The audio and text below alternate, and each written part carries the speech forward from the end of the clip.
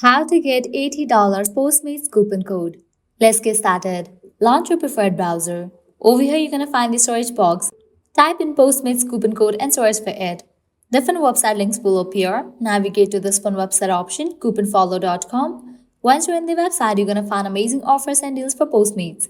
Just scroll and check out the offers: $20 off, $50 off, $10 off, and many more. Head towards any of the offer that you wanna grab.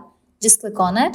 You're gonna get the code for it. Make sure to check the expiration date of the coupon code whether it is valid or not. If it is valid, copy it, then click on Redeem at Postmates. You'll be directed to the official website of it.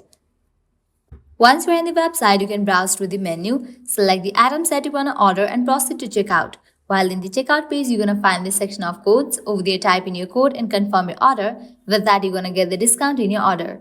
Likewise, you can also try out other offers, as in this website, you're going to find tons of offers and deals for Postmates. The process is exact same.